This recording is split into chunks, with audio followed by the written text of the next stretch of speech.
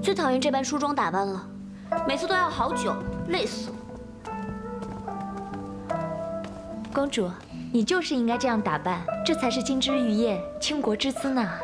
我怎么觉得你不是在夸我，而是在说你们这梳妆打扮的好啊？若不是公主天生丽质，我们的手艺再巧也没用啊。是啊，就是嘛。再说了，这天下美人虽不少，怎敌得过我们公主这美？好了，打住打住。再说，我就是9天仙女，不是凡人了。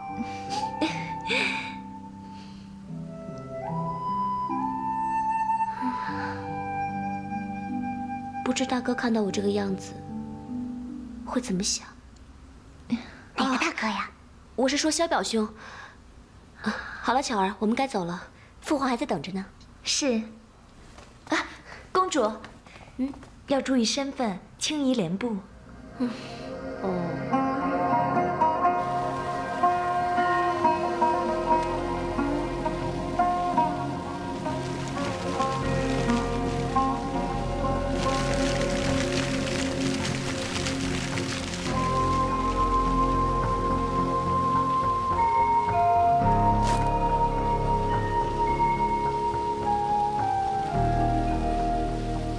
静儿拜见父皇。晴儿，来，坐到父皇身边。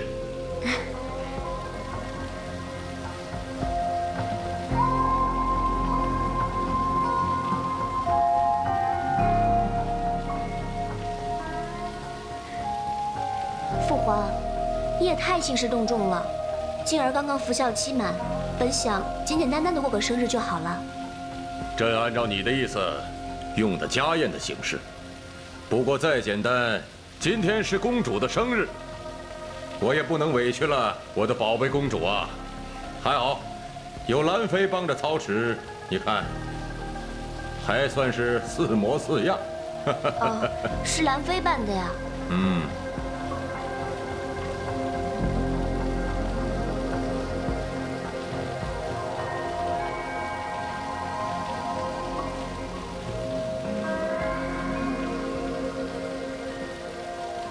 陛下，静儿，今儿是公主的好日子，臣妾想来想去，知道静儿你一向喜爱牡丹之美，所以特意送上一盆罕见的白牡丹，正配得上公主的玉貌了。爱妃有心了，静儿，还不谢过兰妃？哦，可是我现在不喜欢牡丹了。牡丹呢，虽然是富贵华丽，但是太过世俗，与静儿的秉性相差甚远。兰妃，你还是留着自己用吧。静儿，陛下，是臣妾考虑不周，连礼物都送不好，让公主不开心。静儿，这样，日后我再送一份你喜欢的礼物给你。退下吧。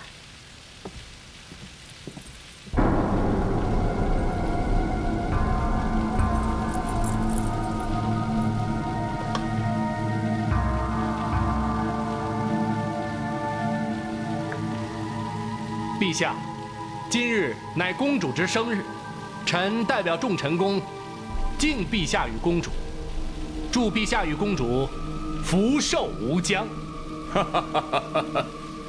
丁大人有心了。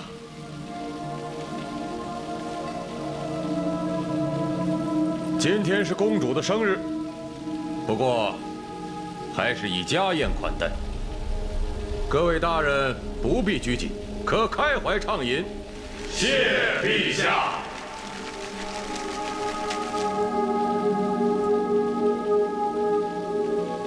陛下，臣有一事，不知当讲否？丁大人但说无妨。是。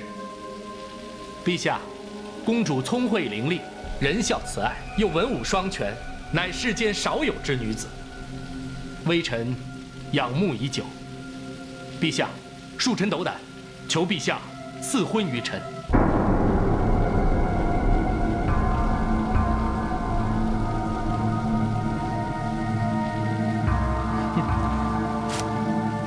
丁大人真是爱说笑。听说丁大人已有妻妾，怎能和公主匹配呢？侯爷错了，本官并无妻室，虽有一妾，但会潜修，只会对公主一心。还望陛下体察臣赤诚爱慕之心，恩准这桩婚事。陛下，公主因守孝而过了婚龄，而御史大人年轻有为，又是国之栋梁。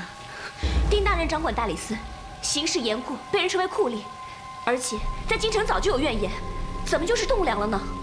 兰妃，虽然我母后早已仙逝，但本公主的婚事还轮不上你一个来历不明的妃子做主吧？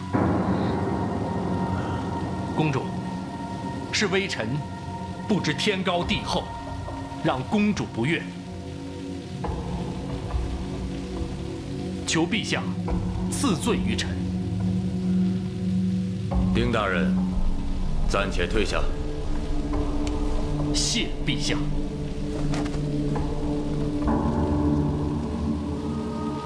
静儿，不得对兰妃无礼。父皇，我就是随便一说啊。兰妃素来大度，应该不会介意，对吧，兰妃？不介意，不介意，就是公主大好的日子，我怎么会介意呢？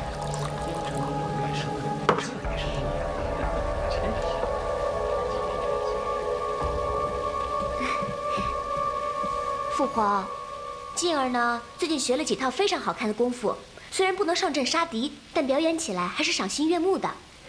父皇，静儿给你表演一套如何啊？你可是公主啊，整天舞刀弄枪的，不成体统啊！父皇，昔日太祖金戈铁马，才打下现在的大好江山呢。而且太祖之女也曾带过兵征战沙场，对吧？那静儿作为后辈呢，更加要身体力行，效仿先人的巾帼之风啊，对吧，父皇？你呀，总有一套道理。好，父皇也很长时间没看见你演武了，你且演上一次，也以享众人吧。静儿遵命。不过，静儿还差把好刀，如果父皇肯将您的金刀一借，那是更加的如虎添翼，舞得分外精彩啊！你个鬼机灵啊！你是醉翁之意不在酒，早惦记我这把金刀了吧？还是父皇了解女儿，任凭静儿一点小心思，都逃不过父皇的眼睛。你呀，好，父皇，本也想今天就赠予你金刀。来人，呈上金刀。是。谢父皇。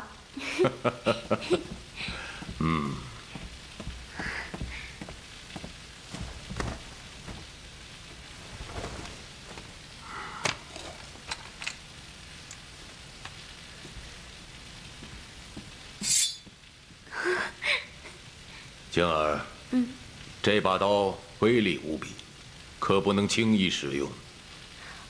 静儿明白。